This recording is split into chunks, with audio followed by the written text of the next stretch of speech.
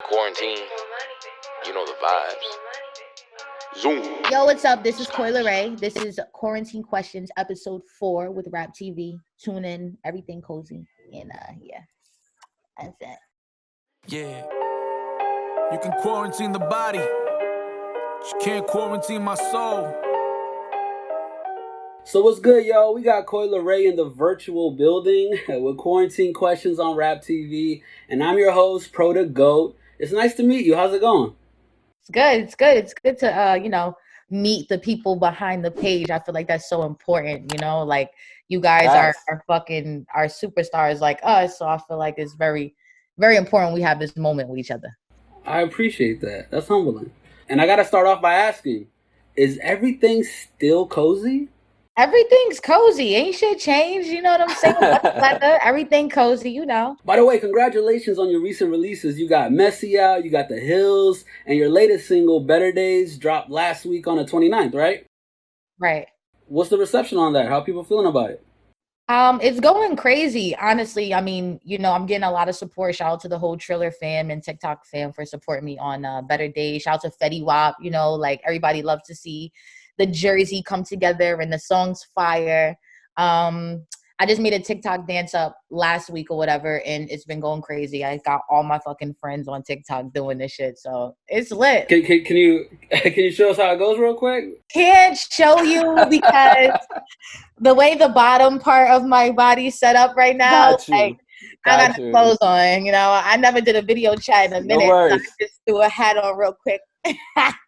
You're chilling. You're cozy right now, Yeah, I'm cozy. I'm super cozy. Like y'all just, y'all might start getting a little crazy over there if y'all see this booty. But yeah, I mean, honestly, look, I gotta ask you something that everyone is thinking right now, and you can be completely honest. Ask me Is Better Days about Trippie Redd? So let's just say I made this song on Christmas Day. Okay. And a lot of the songs, the breakup prior to that was like 3 months. It was like 3 months, and we broke up, and then 3 months later it's Christmas and I made the song. So, okay. I've made songs. It's like probably over 5 songs that I fucking made about him. You know what I'm saying? Because I write through experience. Yeah. I go to the studio and I write what comes to mind. It's authentic. Better Days was just on some shit like the final breakout. Like, getting over getting over someone, you have chapters of getting over someone. And I just felt like Better Days, was just my moment, the day on Christmas, just not being with my family, just thinking about overall everything, just, like, of course, the whole love situation, just dealing with my friends and just dealing with real shit. Like, so all that in one. So yes, it's not fully about him, but he plays a big part in that song. Okay. And when was the last time you talked to him? Last time I spoke to Trippie, I don't even know. I haven't spoken to Trippie in a minute, probably since when he dropped Coi, because everything was cool. Like, like we was just, like it ain't no hate. I don't hate him. He don't hate me. But it's like when he dropped Coi, it was just, I thought we were done, like I thought it was over, but it just wasn't. And I just, at a moment, it just kept like, when you really got feelings for somebody, you just got to just think about it. Like, nigga, I really fucked with you outside of this music shit, So at this point, it got me questioning, like, did you really fuck with me, or is this a clout move? Like, is this for clickbait? Like, I know his numbers is gonna go regardless. But I mean, compared to exclamation point in that love letter to you with my names on it and all the fucking controversy, like kids love drama. So he knew what he was doing on that or whatever. Yeah. So I was just like, bro, why the fuck are you fucking doing this to my life? Leave me alone. True. And I mean, shit, there's ups and downs, in every relationship. But what's one misconception about Trippie Redd that people will be surprised to know?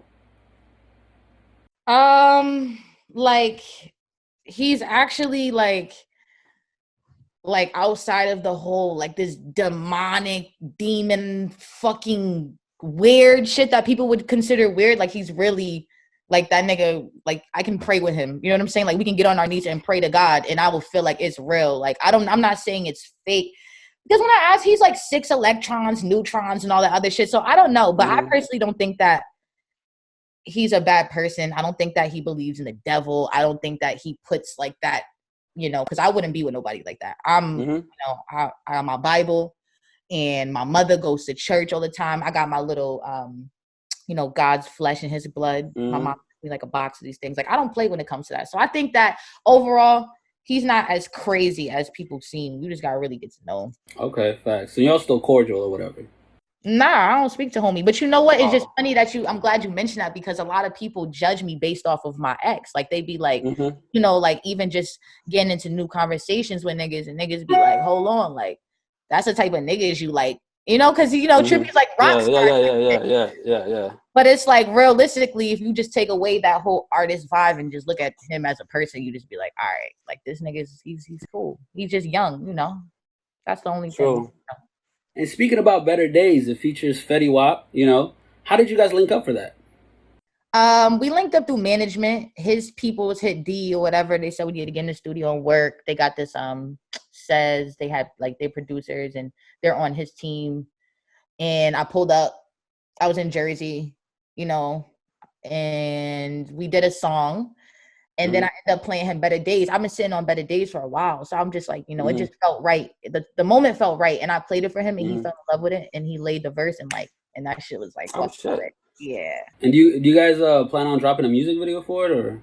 Oh yeah. This quarantine shit fucked everything up. We would have had to done already, but I couldn't get to Jersey. So I had to make the best of it. But we have an animated video. Okay. No doubt. I mean, yeah, I feel like you guys should still do something after all this. Oh yeah, no, definitely. As soon as this is over, that's the first thing I'm going is to Jersey. We're gonna shoot that shit. We painting the whole Jersey with that video, no cap. We're gonna get the fans involved in everything, for real.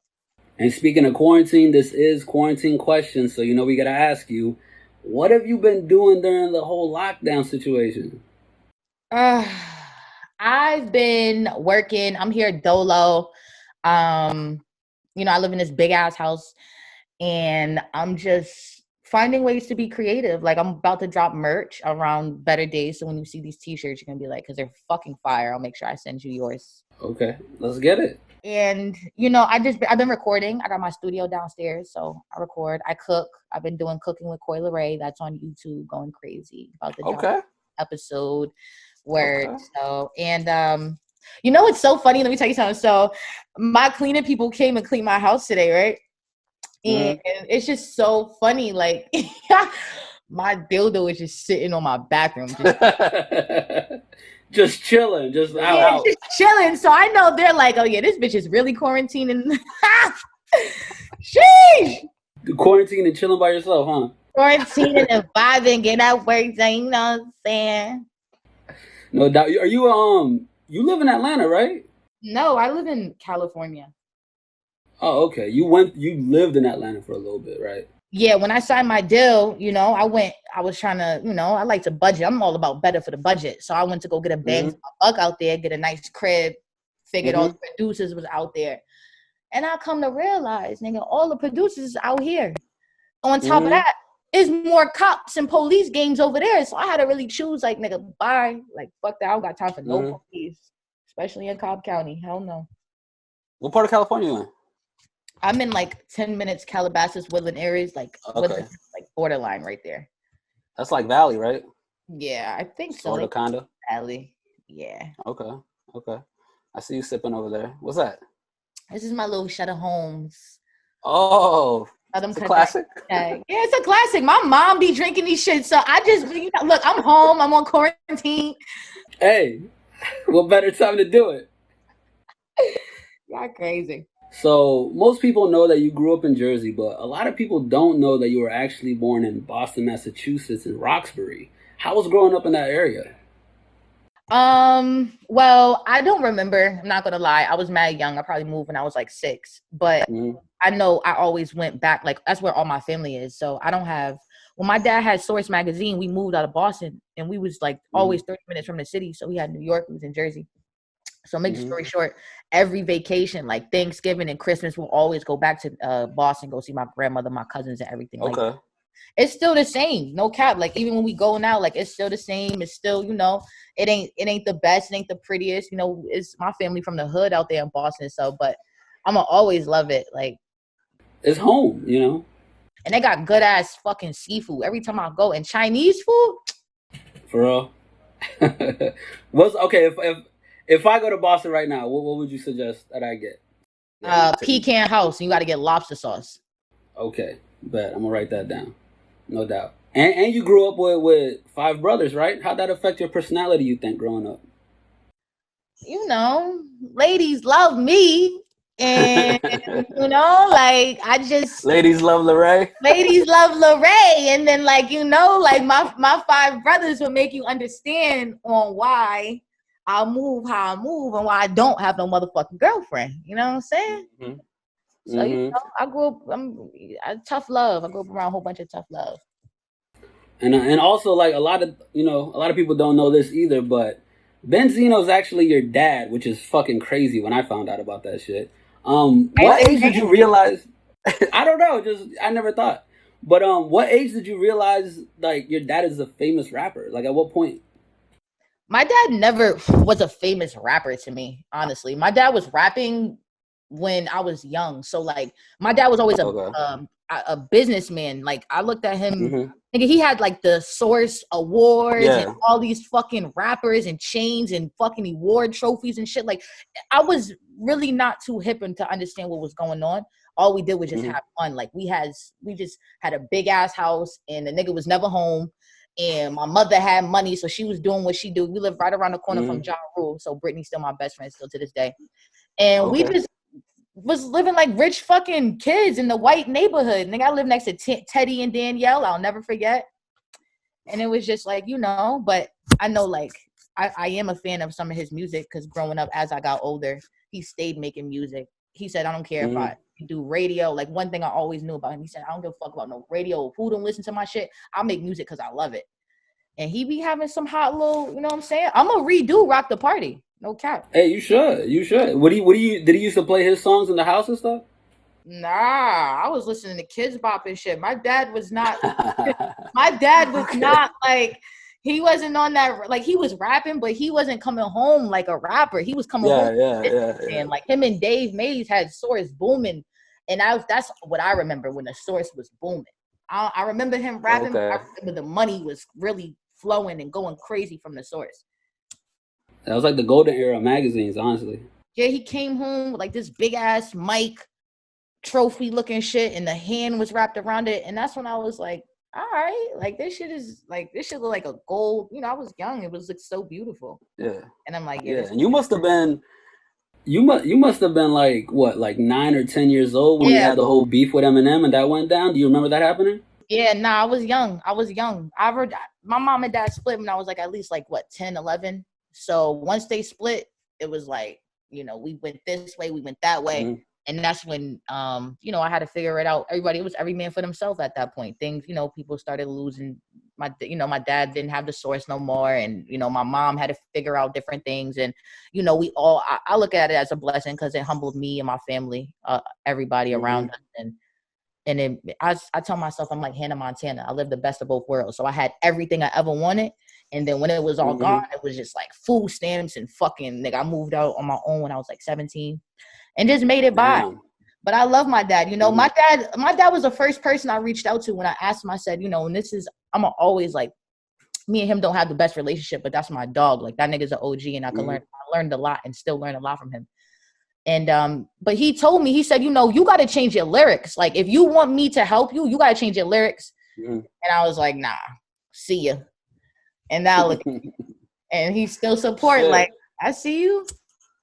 Shit. And a lot of people don't know this either, but your dad was actually the one that leaked that old audio of Eminem saying the N-word on Old Foolish Pride and almost got him completely canceled. I didn't know that. Yo, Adam just did an interview in the fucking on Vlad TV. The fucking headline said why Adam never interviewed Benzino. I'm like, what the fuck? I click it.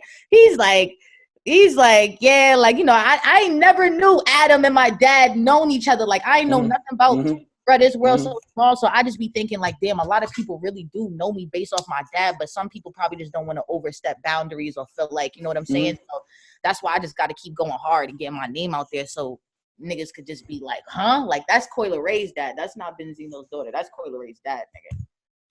Facts. But did you grow up hating Eminem or not? You didn't care? No, I didn't the school I went to was full of fucking white people. I didn't understand. Like, what the fuck, nigga? You want me to, like, are you kidding me? The reason why we moved to Hackensack is because my older brother was like, Mom, I just want to be around some black kids. Like, we in this white neighborhood, like, you know, Eminem, I didn't know what the fuck is, like, what did he do? Fuck my dad's bitch? Like, why did my dad get so mad? Like, if the nigga was racist, I don't know. I do know that when I was, like, old enough to understand, later on I heard him say my brother's name in a song.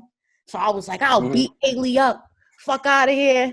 I was a little hood rat in Hackensack too, nigga. We done moved out to fucking. I was like, where Hailie at? But that was it. Shit, y'all the same age, ain't it? Yeah, I think so. That's crazy. But shit, that's funny. That's wild as shit. But anyways, moving on to some happier times. I know for a fact that your favorite cartoon of all time is Courage the Cowardly Dog, right? Oh, yeah. Is there a specific reason? Bro, he's the smallest fucking scariest thing ever. But no matter what, he was loyal to fucking Miriam. And his mean ass fucking what's the dad's name? The grandpa? I forgot. He was mean as hell to him.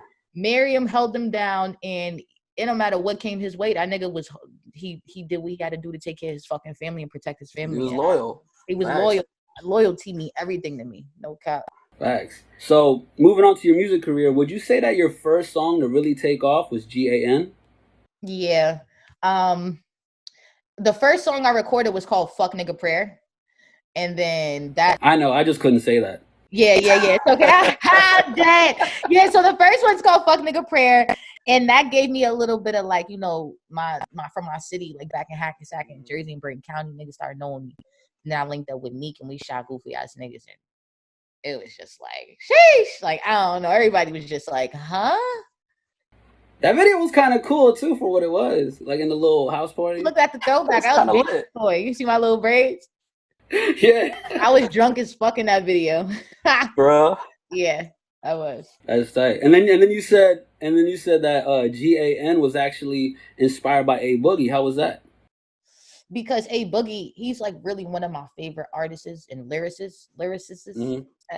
Because and like how he say what he say and put the shit in the melodies is like amazing.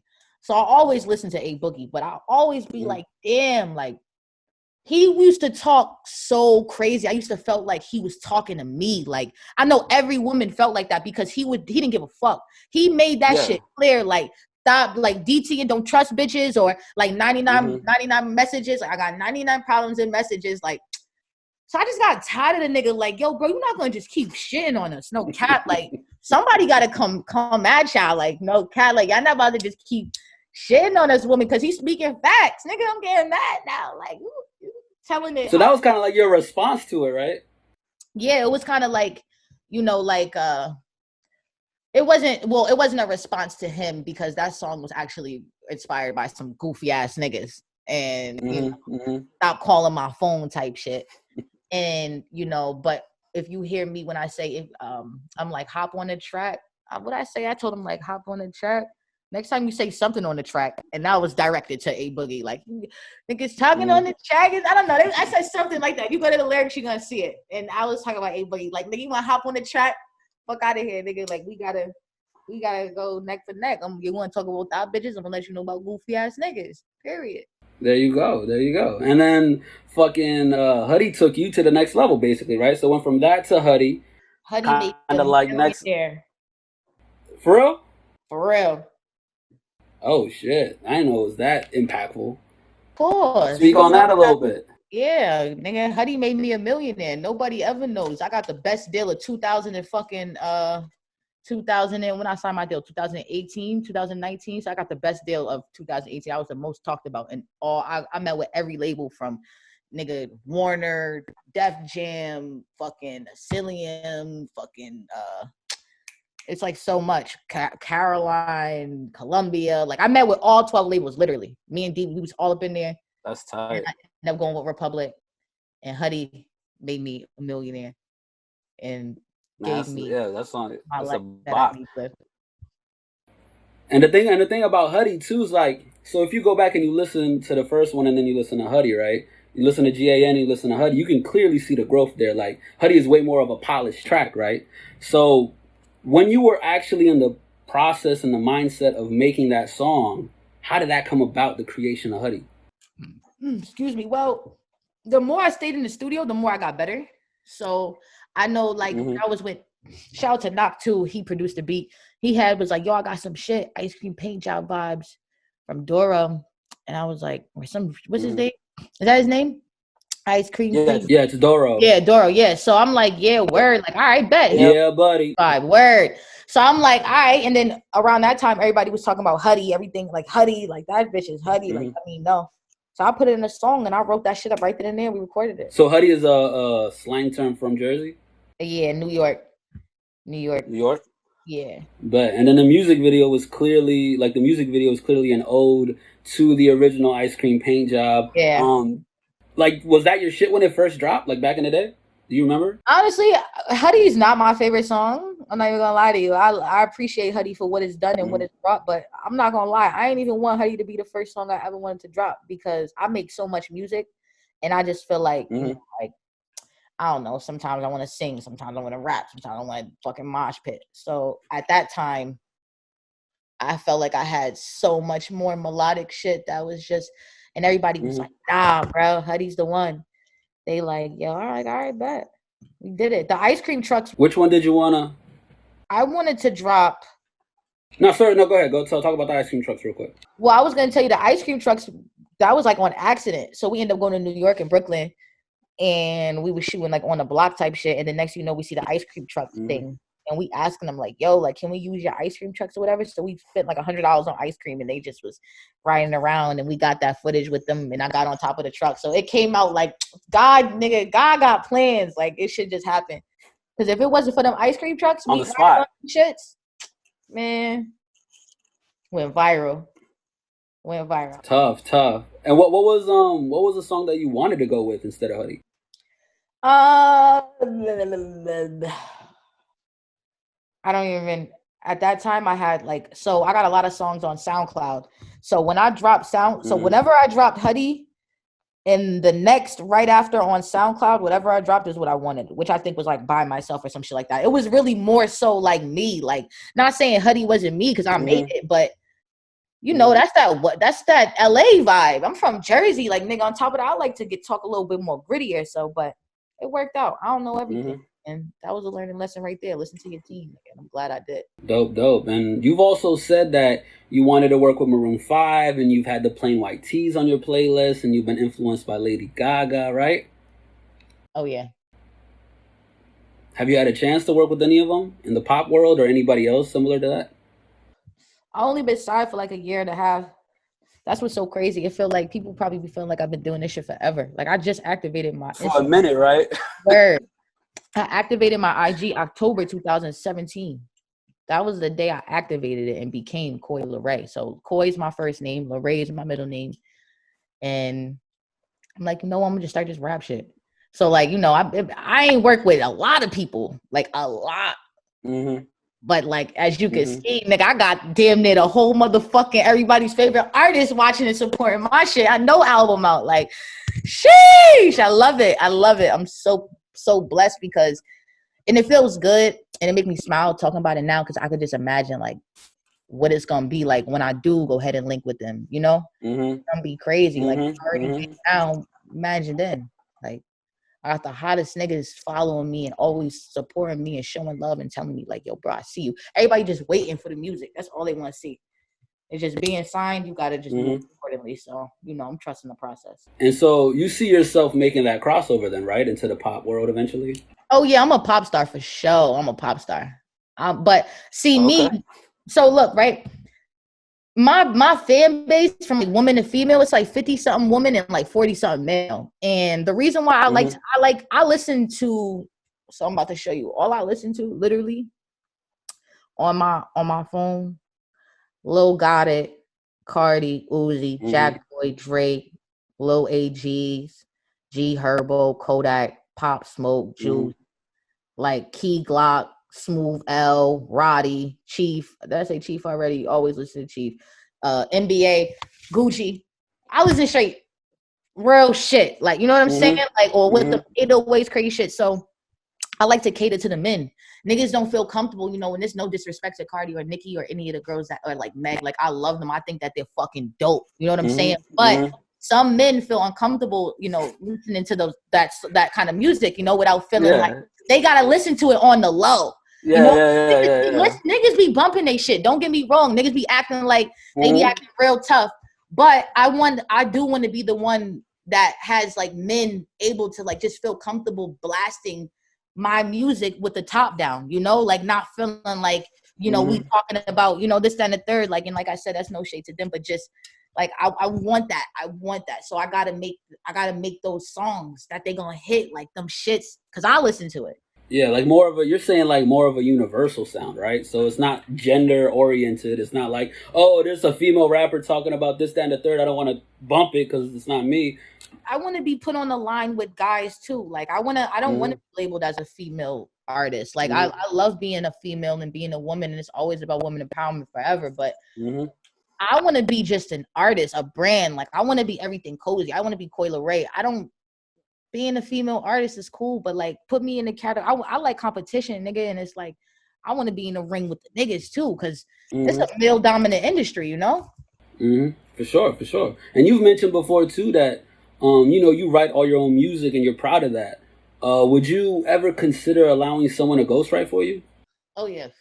So far, that's all about elevating. For real. If you're not a real artist, if you're not gonna collab with any type of fucking creator, period. Whether if it's a writer, producer, mixer, song, instrument, you gotta collab. And so far I collab with Jazzy, Joel James, fucking Hitmaker. Shout out to Christian, Geo, nigga. Like I done link, and it's a couple people I'm probably missing too. But it's times where niggas play me they shit and I ain't want it, you know. But then there's times where niggas play me they shit and I'm like, yo, Chip. Shout out to Chip too. Chip, he wrote for mad people. Like Chip was the first person I got a song from. Right? He played me songs and I was like, all right, I want this one, and I added my own verse and I made it or whatever and did what he did. And he made me feel so comfortable about it because he was just like saying how much he worked with so many people that I'm a fan of.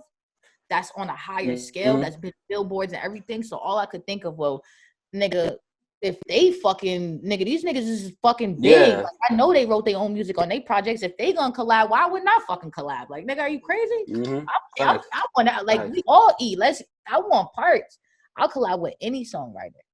Any day. But and I know too in the beginning a lot of artists and feel this way where it's like, oh, if I'm a rap, you know what I mean, if I'm a spit a verse or whatever, that's gotta be me. It's like this purist mentality, right? Where it's like I gotta write all my own shit for everything I do. But it's, you know, it's not really like that once you get into the industry, right? Nah, well, it's like you don't want to feel like a robot, right? So it's all about relationships too. So if I link with a songwriter and this person is like, it needs to be like this, or I don't like you're not giving me the create, like give my time to create a little bit and add my song, and I don't want to fuck with you. Does that mean you just want it your way and you trying to get paid type shit? But you know, like for example, Jazzy, nigga, she fuck around and give me a hook, nigga, and be like, that's the rest is all you, nigga. Don't ask for shit. Like, go ahead, nigga, I believe you. Like, you hard. Like, next thing you know, I'm like, hook already done. Bet, nigga, get this first. Shit me. What are you talking about? Hell yeah, it make you feel good. So.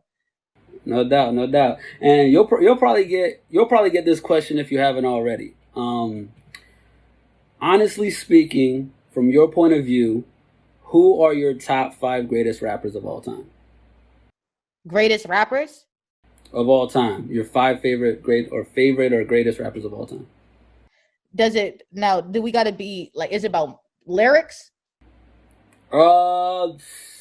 Let's do it. Let's do lyrics then. Let's do both, because my favorite rapper is you gotta have lyrics and you gotta have you gotta be melodic and be versatile. Okay, let's do it. Off rip, Herbo, Sosa, not lyrics wise, but just the confidence and stuff. Overall, because Sosa be saying some dumb shit sometimes too, but overall that nigga's the shit. Dirk. Okay, that's 3. That's all Chicago rappers. Is your top 5 Chicago rappers? Or? If you know, nigga, you from East Coast. Everybody, Jersey. If you look at Chicago's, like, true. You look at their main they're top cities, nigga. Jersey's like top number is in their number 5, no cap. Like For sure. It's like that around Maryland too. Where I like Meek. Meek Mill is nice too. Like Meek is somebody that you really gotta turn on and when you want to get through some shit, and you want to, and then also too, I listen to well, for example, Meek. I'll turn on a Meek song to kind of humble myself because a nigga went through so much more shit that I haven't seen. So I'll really listen to that shit and be like, damn, like, and then just watch his come up and just watch and just really listen to what he's saying. And I'll be like, all right, I see what's going on. Like, niggas really who you got last? Hard times. Bet. Last person would be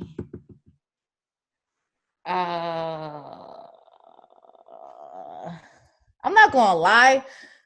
That nigga NBA young boy is nice, bro. Like, hey, he's a low-key young legend. Yo, that nigga is a legend. And one thing I like about him, he put it all in his music. And that's all it's about. Yep. That's all it's about. So like, I'm not gonna lie, I'm a new fan favorite. And also I fuck with the whole Atlanta and YSL. The whole YSL. Lonely Child is my shit for real. Yeah. Oh yeah. Yo, we was on the road to like, I forgot, I think we was driving to Boston, my nigga. I fell asleep with my phone on aux. And Lonely Child was the only thing playing over and over. I woke up, my mom was like, can you please change the song? I know all the words by now. I've been listening to this shit. She was driving. I was like, that's why. Because you could hear it in his voice, you know what I'm saying? Like, you could hear that shit, like the pain. Bro, one of his songs made me cry. I was just showing my mom the song with him and his mom. Oh, come on, bro. That's like, oh, and it's crazy. I have to say this because, and I don't want to sound like messy or anything too, but Kodak is my favorite rapper for sure. Like he's definitely in my top, you know, and I hope that they'll be able to work things out amongst them too, because them niggas together, oh man, it's fucking. Man, Kodak is a whole nother legend in his own right. That nigga Kodak's is crazy. number 1 out of everybody. That nigga is a gold melodies. He's singing. He talking. He don't give a fuck. He's like deep shit. Yeah. He be having bars too. Hitting that shit. Like, yeah, that nigga is lit, bro. Free Kodak, no cap. He said this one line. I forgot what song it was, but he was like, "They gave my dog a life sentence. He can't even read a book." He said, that nigga said, you kill a street nigga, get a dime. Kill a rat nigga, get a dub. Big chain on my neck, don't bug. Hey, fuck niggas all like stud. Hey, yo, that nigga crazy. Yeah, shit. Man, for sure. No doubt. But shit, what else you got coming up? What should we be on the lookout for? Well, Better Days is out, so stream that featuring Fetty Wap. You know that's going crazy. I'm about to drop an EP. Thanks. And also too, like I got a lot of shit that's like all my I got a song with Got It called another one called Beast. It's crazy. I don't know if y'all be doing premieres and shit, but y'all. Oh, is that gonna be a single? Yeah, that's going on the EP, and that's gonna be fucking crazy. Like so. So is that the one after Better Days, or you got something in between? I'm gonna send it to you so you could. I'm gonna send it. Okay, I'm with it. I'm trying to hear it. Early so you could listen to it for real. I want you to vibe with it. I want you to become a fan so we could prepare for. We could go ahead and do a premiere. You could be the first to go ahead and preview it or some shit. No doubt, that sounds good to me. Shit. And last but not least, we play a game at the end of each interview with every single one of our guests. Let's do it. You ready? All right, the name of the game is Smash or Pass. I'm going to give you some names. All you got to do is say if you smash or pass on them. All right, let's get it. Chris Brown. Pass. All right. Nardwuar, the human serviette. That nigga got money. Pass. Smash. Nardwuar was. Yo, I saw that interview too that you were in. He pulled out that vinyl record with your dad on the joint. You hadn't even heard that song before, won't it? He called me off guard as fuck that day, and I was like, damn, I was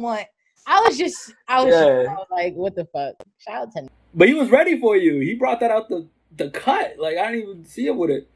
that's what made me so surprised. I felt like, you know, it was okay, a little important. I was like, you're not here for me, but you was looking. I like it. There you go. All right. Next up, we got Lil Xan. He got overbite like me. You got what? He got a little. Well, my overbite is like going away, but he got an overbite like me. I be seeing the comments. Yo, you know Trippie used to call me Lil Xan. Oh, that's fucked up. That's fucked up. For real? Isn't that so fucked up? That nigga used to make fun of me, bro, and be like, Lil Xan. I used to be like, yo, oh my God, I can't wait to get braces and shit on y'all niggas. No cap. Like, I be reading the comments sometimes and they be going in and like, it's crazy. Like they say, cause you were sucking your thumb or something when you were little or something like that. I don't know. Listen, this is what's crazy. They either I have my overbite, they talk about my overbite. I get my braces. Mm-hmm. Oh, why'd you get your braces? We love your braces. We love the overbite. Now you're gonna sound different. Like, suck my dick, nigga. Watch my teeth with these Colgates, nigga, fresh out the gums. No veneers. To me, crazy. I like that. So how long you got to have the braces in for? Like another couple years? Probably for like. Honestly, my overbite was so big. Our bottom was crooked. Our teeth is lining up so crazy. I say another like 8 more months and they're off. Okay. Bet that. All right. So next we got Michael B. Jordan. Pass. Okay. Next up we got Adam Levine from Maroon 5. Adam's fire. Yeah. That's you? Adam is fire. He's cute. Adam's a cute. Okay. Bet I'll take that. All right, and this is the last one, right? Last one. Tekashi 6ix9ine. Pass. Not my type. Oh, so you just gonna pass that right along? I don't like Spanish boys. Like I don't. It's not that. Like I don't like. Okay, let me say this again. I like Spanish boys because I actually don't discriminate. I like Spanish niggas, but I just not like. So what's your type? What is Coi Leray's type? Rough, like like rough, like Casanova. Nah, Cass is like the baby. Nah, the baby's like too big. Like them niggas is just like. So tough, but not too tough is what you're saying. Nah, I like them rough. I like hood niggas. I like them. I like ugly niggas. Okay. Fair enough. Oh, I like personality. Like you gotta be funny, bro. Like you gotta be funny. I'm cool, and you can't be on no weird shit. Like I don't like too flamboyant. Like like I need my like selfies. It depends like how you take your selfies. I judge and everything. Like if the way a nigga take his selfies, you is how you. For real, you could tell. You could just tell. Yeah, for sure. If a nigga is on his so which way you got to take the selfie? Which way you got to do it? Like taking videos and shit like that, like going like this. Like I don't like that. That's sus to you? So if you like this, like you don't give a fuck? Yeah, like you know what I'm saying? Like nigga, like come on, like I don't like pretty boys at all. Okay. Bro. At all. Fair enough. So yeah, here we have Coi Leray. Thank you for coming out. Thank you for sharing some of your time and interviewing with us right now. Appreciate you. Thanks for coming out. Thanks. I'm gonna need my merch too. I'm sending you your merch, nigga, and I'm so glad I got to meet you. You understand? Now every time I see rap, I'm gonna see your face. Hey, let's get it. You can quarantine the body, but you can't quarantine my soul.